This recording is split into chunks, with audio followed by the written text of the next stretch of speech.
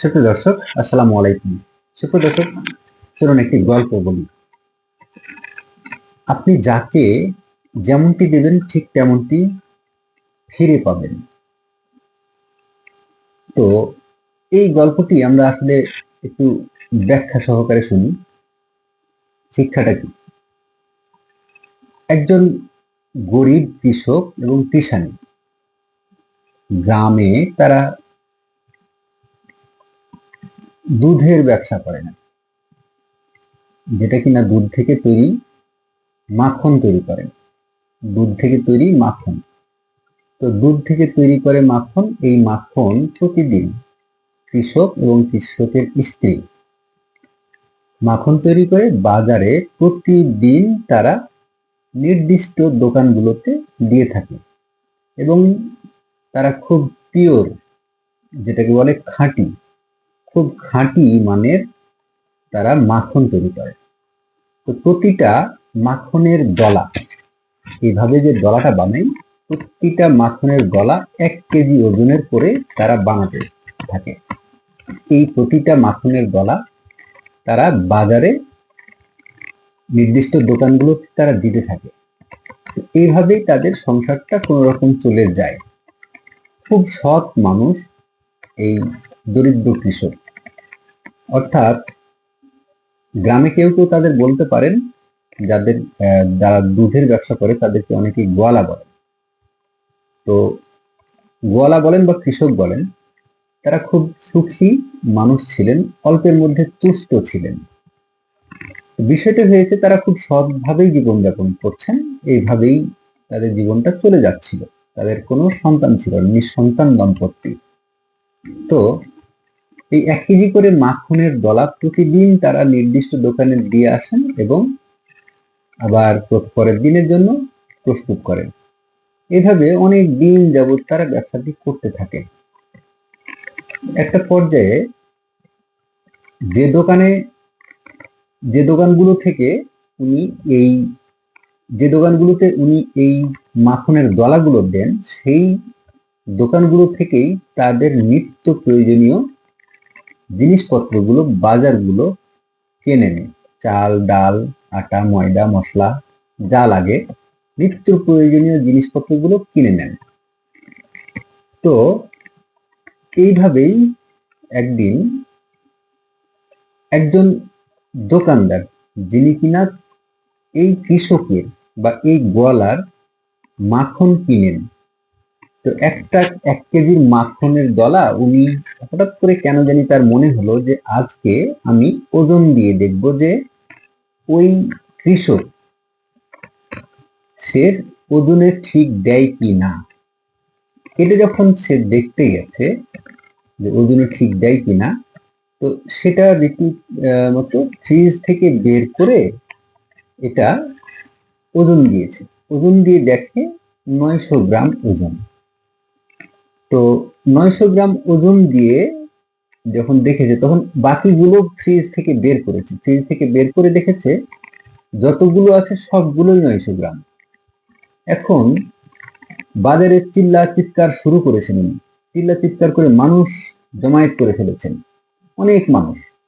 এবং চিল্লা চিৎকার করে এই দোকানদারকে সেই দোকানদারকে সবাইকে বলা বলি শুরু করেছেন যে এবার এই গোয়ালা বা এই কৃষক আসুক, আসলে তাকে ধরা হবে এবং আসলে তার কাছ থেকে সম্পূর্ণ টাকা ফেরত নেওয়া হবে।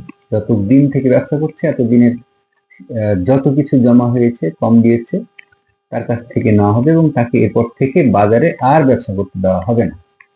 এমনটি উনি চিন্তা ভাবনা করে পরের দিনের জন্য প্রস্তুতি নিয়ে আছেন।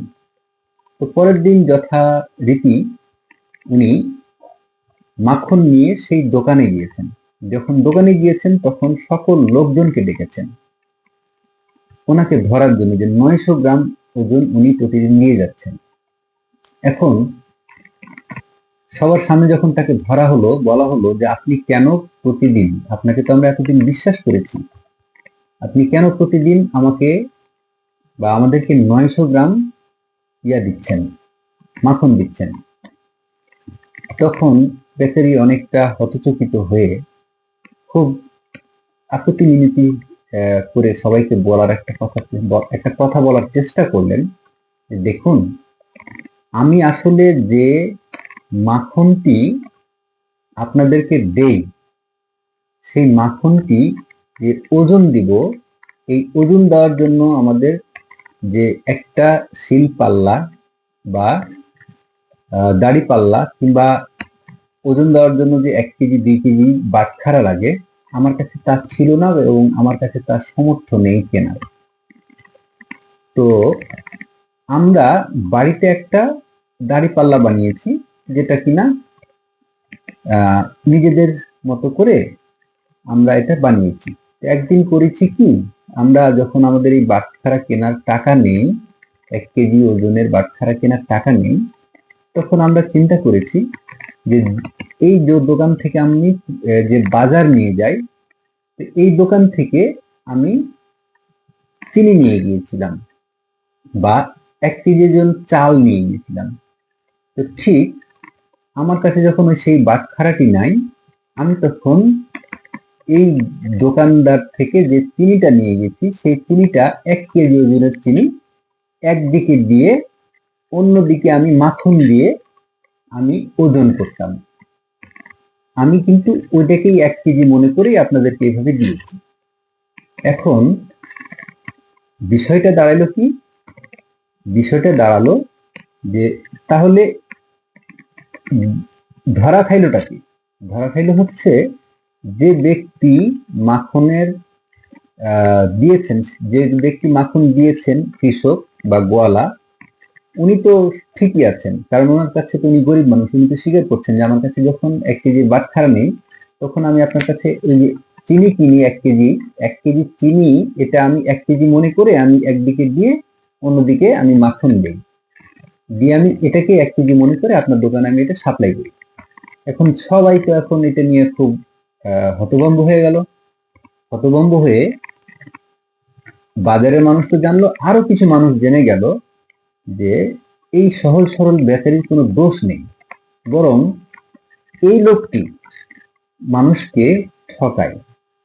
অর্থাৎ এই লোকটি মূলত প্রকৃতপক্ষে 1 কেজি ওজনে 900 গ্রাম দেয়। সেই থেকে মানুষ ওই লোকটির দোকানে আর বাজারঘাট করতে যেত না, এবং এই দোকানদারকে কেউ একজন একটি 1 কেজির একটা বাটখারা তখন কিনে দেয় যে আপনি এটা নেন এবং এখন থেকে আপনি সঠিক ব্যবসা করেন এবং আমাদেরকে আরো বেশি বেশি মাখন দেবেন। সেই থেকে কৃষক বেচারি ওই 1 কেজি বাটখারা দিয়ে উনি ব্যবসা করেন এবং যারা মাখন নিতেন তার মাখনের চাহিদা বাজারে আরো বেড়ে গেল। পক্ষান্তরে যে দোকানদার 900 গ্রাম চিনি দিতেন, ওই 900 গ্রাম চিনিওয়ালা দোকানদার ওই দোকানে কোনো মানুষ আর যায় না, তার ব্যবসায় লাল বাতি। আমরা কি শিখলাম এখান থেকে? আপনি যাকে যা দেবেন তার সময় মতো তার সঠিক প্রাপ্যতা আপনি ফিরে পাবেন। সুতরাং আপনি কাকে কি দিচ্ছেন তা আপনি ফিরে পাবেন একদিন। এটাই হলো প্রকৃতির নিয়ম। সুস্থ থাকবেন।